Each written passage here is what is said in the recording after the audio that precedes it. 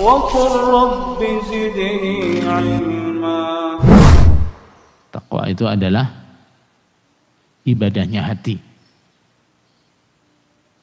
Namanya ibadah. Kalau kita berikan kepada selain Allah, hukumnya apa? Hukumnya syirik.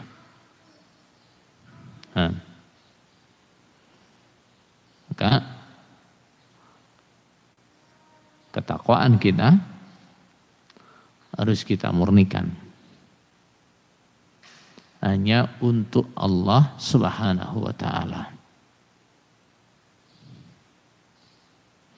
Kalau orang yang bisa memurnikan ketakwaannya kepada Allah, orang yang seperti itu hidup dunianya akan lebih tenang. Dia menghadapi agama akan lebih tenang. Dia menyampaikan kebenaran akan lebih tenang. Kenapa?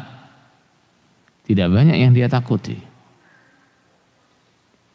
Sebaliknya, ketika orang itu ketakwaannya kepada Allah kurang, maka justru dia akan selalu dalam ketakutan.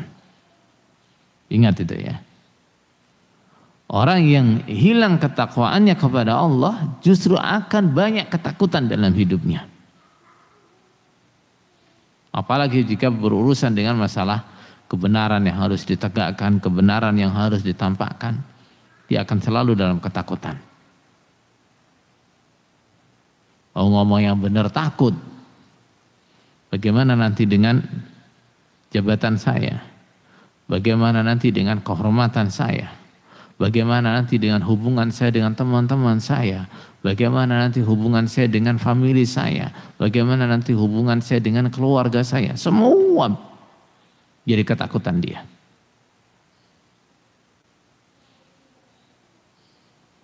Betul? Nah, untuk membuang semua ketakutan-ketakutan itu, caranya gimana? Jadikan takut kita hanya satu. Takut kepada siapa? Allah Subhanahu wa ta'ala.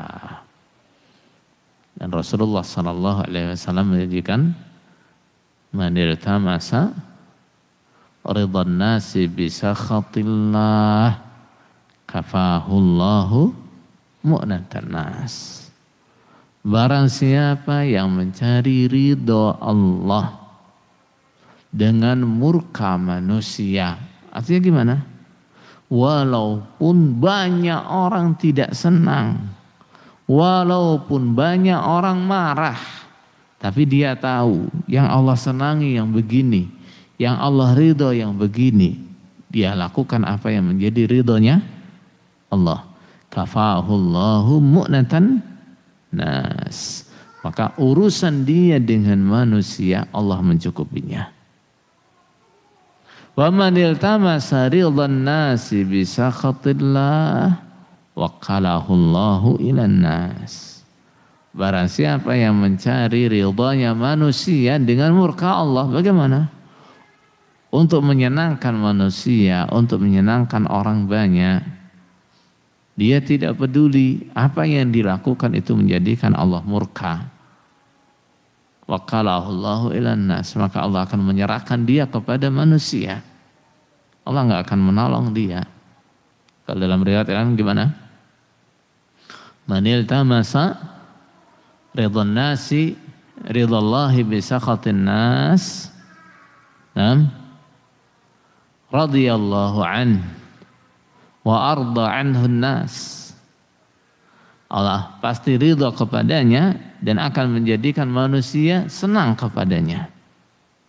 Walaupun mungkin di awal banyak yang benci dia. Walaupun di awal mungkin banyak yang mencaci maki dia.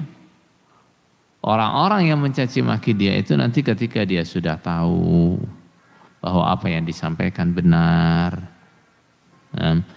pendirian dia itu benar, Nanti mereka setelah tahu akan senang, akan simpati, nah, akan merasa syukur. Nah, yang awalnya mencaci maki mungkin akan datang minta maaf. Itu kalau yang dia cari adalah ridhonya Allah. Tapi barang siapa yang mencari ridhonya manusia dengan murka Allah, bagaimana? Sakhitallahu an. Sakhitallahu alaih. Maka Allah pasti murka kepada dia. Wa askhata alaihin nas. Dan Allah akan menjadikan manusia murka kepadanya. Yang sekarang merasa senang, merasa bangga, wah si fulan betul-betul loyal kepada kita, si fulan betul-betul menguatkan kita, dan seterusnya. Semuanya senang begitu. Suatu saat ketika mereka tahu bahwa mereka dalam kesalahan tapi didukung oleh si fulan karena ingin menyenangkan, maka mereka semua akan marah kepada si fulan. Ternyata dia hanya mementingkan kepentingan pribadinya. Hanya memikirkan kepentingan pribadinya. Hanya mencari senangnya kita. Kemudian tidak peduli bahwa kita semua jadi sesat karena sikap dia. Orang-orang akan marah. Orang-orang tahu ternyata selama ini dia hanya menjadi penjilat. Orang-orang pada tahu ternyata selama ini dia hanya orang yang mementingkan kepentingan pribadinya. Betul? Maka takut kita, ketakwaan kita hanya untuk Allah Subhanahu wa ta'ala. Betul? Ada ketakutan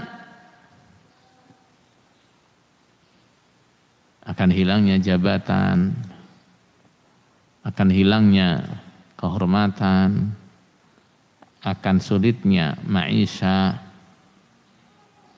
Itu wajar. Itu manusiawi. Dan hampir tidak ada orang yang bisa lepas dari ketakutan ini. Akan tetapi yang harus kita pahami batas mana, terus sampai di mana ketakutan ini haram.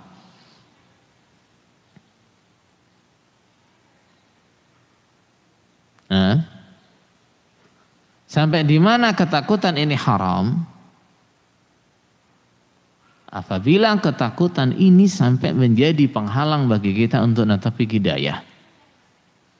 Apabila ketakutan ini sampai menjadi penghalang bagi kita untuk menetapi yang benar. Apabila ketakutan ini sampai menjadi penghalang bagi kita untuk bicara yang benar. Itu batasnya. Kalau orang ada ketakutan nanti pangkatnya hilang, nanti rizkinya jadi sulit, nanti dia banyak dimusuhi. Tapi dia tetap lebih mengutamakan takut dia kepada Allah. Maka ketakutan yang tadi dosa apa enggak? Enggak. Haram apa enggak? Enggak. Karena ketakutan seperti itu adalah ketakutan yang istilahnya tabi'i, yang manusiawi. Dan kita tidak bisa menghindar dari itu. Pasti ada ketakutan seperti itu, pasti ada.